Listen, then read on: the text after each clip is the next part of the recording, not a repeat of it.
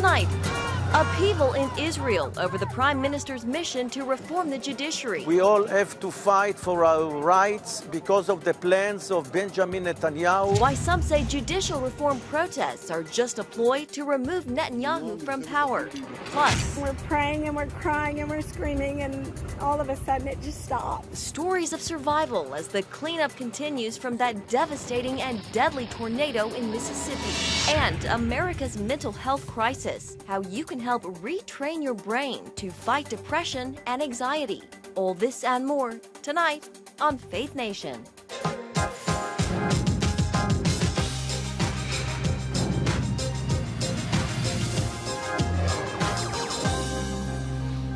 Judicial reform now on pause after chaos in the streets of Israel. Welcome to Faith Nation. I'm Matt Gelka. And good evening in Washington. I'm Jenna Browder. More on Israel in just a moment. But first, tragedy in Tennessee. Today, a shooting at a private Christian grade school in Nashville. Another senseless shooting in the country. The shooting at the Covenant School has left at least 6 dead, including 3 children and 3 adult staff members. The Covenant School is home to about 200 students from preschool to 6th grade and 33 faculty members. Tonight, there's no longer a threat. The shooter was killed by police. Authorities say a 28-year-old woman was the one pulling the trigger. She entered the school through a side entrance and traversed her way from the first floor to the second floor, firing multiple shots. By 10:27, the shooter was deceased.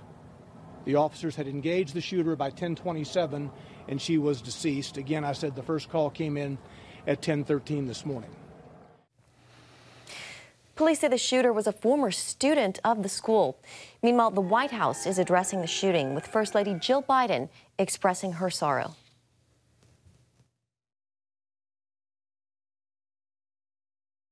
I am truly without words, and our children deserve better.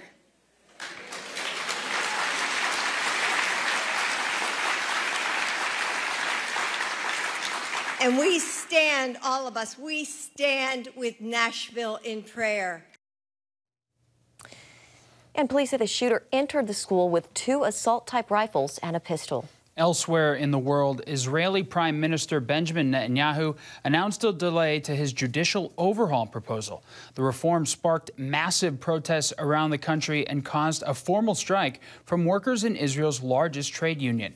Netanyahu fired his defense minister for speaking out against the reforms. Spontaneous demonstrations erupted around the country that impacted the airport, hospitals, and universities.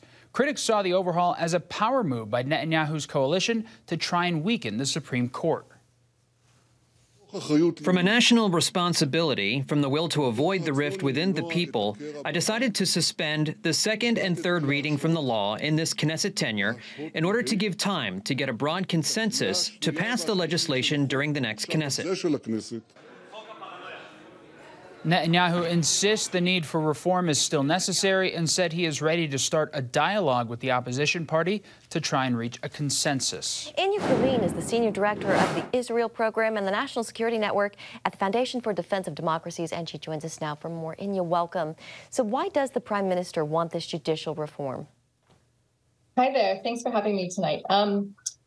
The Prime Minister wants a judicial reform because he's looking at a system that he feels is broken. And many believe that he was elected to bring this exact type of judicial reform to pass.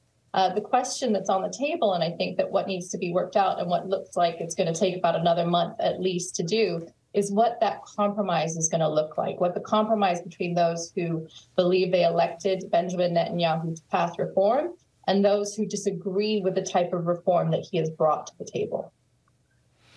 And what do you make of this course reversal from Benjamin Netanyahu amid the protest to his plan? Are you surprised he went this route? No, I'm not surprised, and I wouldn't call it a course reversal. I think that people who have been watching this have understood for a long time that there is going to be some sort of negotiation and some sort of compromise. And the question is when it was going to come and what it would look like. We saw the events in Israel over the past several days reach a kind of crescendo where you have Benjamin Netanyahu firing his own defense minister, the man he appointed to be the first sort of line of defense for the country. And he fired him because the defense minister came out and said that Netanyahu should pump the brakes and essentially wait until he could get some sort of agreement with his opposition in the government, as far as with his opposition in the parliament, as far as what the ultimate compromise should look like. So what you see happening now is, in response to the firing of the defense minister, you saw spontaneous protests, hundreds of thousands of people in the streets. You saw a general strike. As I heard sort of before I came on, you have hospitals and airports and trash collectors on strike. So the country is ground to a standstill. And I think Benjamin Netanyahu saw this as his opportunity to indeed pump the brakes and say he's going to delay for a month. The Israeli parliament, the Knesset, is now going on recess for a month. It's the Passover recess. And he's taking this opportunity to try and reach a negotiation with the opposition, with his opposition colleagues. And I think that people saw that coming, and that's what they expected would happen, is that there would be some sort of negotiation. If we zoom out, do these protests and the unrest we've seen in the last few days make Israel more vulnerable in the Middle East? So it does. I think the short answer is it does, and that's what the Benjamin Netanyahu's security people around him have been telling him. And that's one of the reasons that I think he thought it was necessary to stop now and trying to reach this agreement. I think that Israel's enemies are looking at it and thinking it's weak. We have a situation where Israel's reservists, its civilian army, are refusing to check into duty, refusing to train some of these elite forces, and pilots are refusing to do so. So I do think that many have reached the same conclusion, that Israel is presenting a sort of a vulnerable side to the outside world. But I wouldn't be confused by that. I mean, you have people who are saying that they are unwilling to reserve duty, but I think when the rubber hits the road, if there ever was an attack on the country, they would all be rushing to their units, because at the end of the day, they're protecting their own homes. And I hate to do this, but we're out of time, and we have to wrap it there. We appreciate so much your time this evening. Thank you for coming on. Thank you. Thank you. Well, a state of emergency remains in place tonight in Mississippi after a devastating EF4 tornado left a trail of destruction and death Friday night. The nearly mile-wide twister traveled on the ground for about 60 miles, killing more than 24 people. Caitlin Burke joins us now with the recovery efforts and how groups are ministering to the people in this time of need. Caitlin. Matt, Jenna, as authorities and residents assess damage, disaster relief teams are on the ground helping on a personal level. I spoke with folks from both Operation Blessing and Samaritan's Purse who have workers providing immediate help to those affected in this devastated region. When we arrived in Rolling Fork, we were struck with how abrupt the path of destruction began. The houses on the outskirts of town were virtually untouched. But once you seemed to cross an invisible line, the destruction got increasingly bad, and to a point where there was only piles of debris in the center of town. As Operation Blessing teams spread out across the disaster zone, relief supplies are already headed to local church partners. Silver City said their biggest need was hygiene kits, and then we have water, Home Depot buckets, and cleaning supplies en route to Emory. Franklin Graham, president of Samaritan's Purse, says much of this region is very poor, with many of the victims uninsured. That, he says, is where organizations like his come in. I think sometimes God puts us in places like this so that we can be the insurance for them. And what I mean by being the insurance, God has given us the funds, the resources to be able to respond like this in a crisis. Graham says Samaritan's Purse teams are here in Jesus' name, and they're focused on quite literally being the hands and feet of Christ. But right now, we're not preaching. Right now, we're just helping people clean up their homes, cut trees off their houses. If a house is still standing, they lost their roof, we help tarp it so that they don't lose any more of their valuables in their home. As residents continue to dig out and clean up, these organizations pledge to be in the region as long as it takes. The damage is extensive, and so this will be a long rebuilding effort. We are eager to work with other organizations and churches to partner and bring these people the supplies that they need in a timely fashion. If you'd like to help Operation Blessing's disaster relief effort, you can call 1-800-700-7000, go to cbn.com, or text OBDR to 7177. Jenna, Matt. All right, Caitlin, thank you very much. Here in Washington, the FBI is preparing for any possible violence if former President Trump is indicted in the coming days. Virginia Senator Mark Warner, speaking on CNN, said if a case moves forward against Trump, the country won't see a repeat of the, quote, horrific activities that took place on January 6th. As of now, though, the former president is not facing any charges. A New York grand jury convened today and might have heard from another witness in the case involving former President Trump and a 2016 hush money payment to adult film star Stormy Daniels. The grand jury is weighing whether or not to indict Trump, who could be charged with falsifying business records and violating campaign finance laws. Trump has denied the affair with Daniels and any wrongdoing. Meanwhile, Trump is moving full steam ahead with his 2024 political campaign, holding his first major campaign rally in Waco, Texas over the weekend, where he addressed the ongoing investigations. They've got nothing. They've got nothing. Think of it. 11 million pages. And my tax returns on top of it, and they're a big return. It probably makes me the most innocent man in the history of our country. Friends of mine say that. And while Trump is using the investigations to drum up support on the campaign trail, a new NPR PBS NewsHour Marist poll shows a majority of Americans, 56%, think the Trump investigations are fair. 41% see the probes as a witch hunt. The poll also found that 6 in 10 Americans do not want Trump to be president again. Well, coming up, the future of America and the role faith plays in it. A new push to bring biblical foundations to public policy. Next. Welcome back. Religion is becoming less important in America. That's according to a new poll from the Wall Street Journal and NORC. It finds only 39% of Americans say religious faith is a top priority. That's down from 62% back in 1998. But there's a new push to bring a foundation of biblical principles to American politics. The American First Policy Institute wants to empower people of faith when it comes to speaking about issues central to the future of the United States. Evangelical leaders, including alums from the Trump administration's Faith Advisory Council, helped to launch the Biblical Foundations Project here in D.C. today. Politics matter because policy matters because people matter. And politics is really the ability to organize and influence. I think politics are in the church already because many pastors are so political. God never called us to be conversationalists. He called us to confront people with the truth of the gospel of Jesus Christ. And for more on this, let's bring in CBN News Chief Political Analyst David Brody. So, David, you covered today's launch. Talk to us about the goal of this Biblical Foundation Project. Yeah, it's really about articulating a biblical message through the church and through really pastors all across this country. It's the 10 pillars they're talking about. These are everything from Bible studies to sermons to ways to explain biblical issues, from the economy to the border to the life issue and such. And look, I think what we saw today was a lot of folks saying, in essence, this: the country won't be right if the church isn't right. And so if you're infected from within the body of Christ, that's not going to be good for America. And that was kind of the overriding theme today.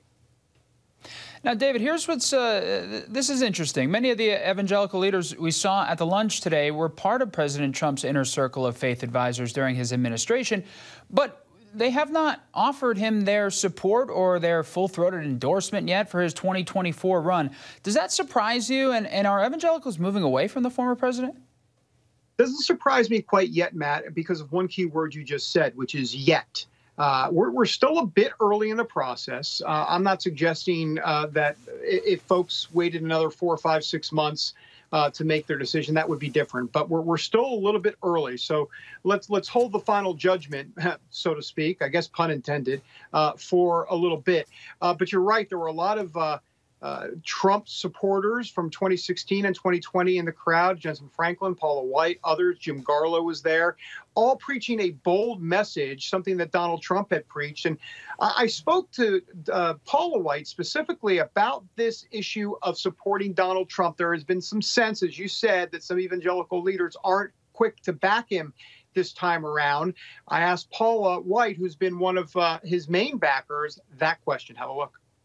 I've been with President Trump for 23 years, and I'm still very strong with them. Speak with them all the time, still mobilizing, still talking to people, educating people. We're still holding prayer meetings. We're still doing everything that I've done actually since 2011 when he was first seeking and saying, I don't like the way this country's gone. I'm working all the time. I still continue to do all the same things that I've always done, which has been very grassroots, et cetera. So it's funny, people go, well, we haven't heard from you, but I'm actually very vocal. Very vocal, guys. She said, I'm very strong with him, and then went on to say, this is a quote, I'm 100% for President Trump. It's the first time we've heard Paula White weigh in on this. It'll make news across the country tonight. Yeah, no doubt. All right. Thank you, David. How do you think faith, David, will factor into the 2024 presidential election? Well, I think it'll be crucial, as always. I think this time the flavor will be parental rights. It'll be right in the classroom, whether it be critical race theory, whether it be the LGBTQ agenda moving forward and parents fighting back. I think that will be the prism. The life issue, obviously, will be there front and center as well. So you put it all together. And once again, it's so funny, folks. I called you folks. What are you, like 97? Sorry, folks. But the truth, I think I'm just aging myself is the problem. But the truth of the matter is, everybody always tells us every cycle, oh, the culture wars, they're going away. They're not going away. They'll never go away. And more importantly, they morph into different issues at different times in American history. David, thank you so much. Good stuff as always. Thanks, David. You bet. You bet. We'll be right back. Welcome back. A never-ending news cycle, divisive politics, and social media addiction. These are all factors in the historic rise of anxiety and depression in America. But as CBN News medical reporter Lori Johnson reports, you can learn how to protect your mental health, which could be the news millions of Americans need. America faces a mental health crisis unlike any time in its history, with far too many struggling with depression, anxiety, and more. There's so many reasons that things are just going the wrong way. Psychiatrist Daniel Amen blames a culture overwhelmed by hyper-divisive politics, where people bully each other if they don't have the same beliefs. Information overload. The news is about negativity and frightening people. And social media addiction that can prove harmful to adults and children. That cause them to constantly compare themselves to false images, to other people who are really pretty unhappy, but they make themselves seem very happy. That's just the beginning. Turns out there are dozens of things that can contribute to poor mental health. The good news is with the right information, we can fight back and expect better thoughts and feelings. Dr. Amen recommends a path to success in Change Your Brain Every Day. Brain and mental health, just like spiritual health, is a daily practice. Step 1 involves taking care of perhaps the body's most amazing organ where emotions and ideas originate. I have to focus first on brain health, which means you have to eat better, you need to exercise, and you need to not drink and not do magic mushrooms. You have to keep the physical functioning of your brain healthy. And when you do, it's so much easier to be happier. A brain-healthy diet is 70% fruits and vegetables and 30% good protein like salmon and healthy fat like olive oil. And sugar is the enemy of brain health. Another way to protect your brain is by avoiding hits to the head, which can lead to traumatic brain injury. From falls, from car accidents, from fights.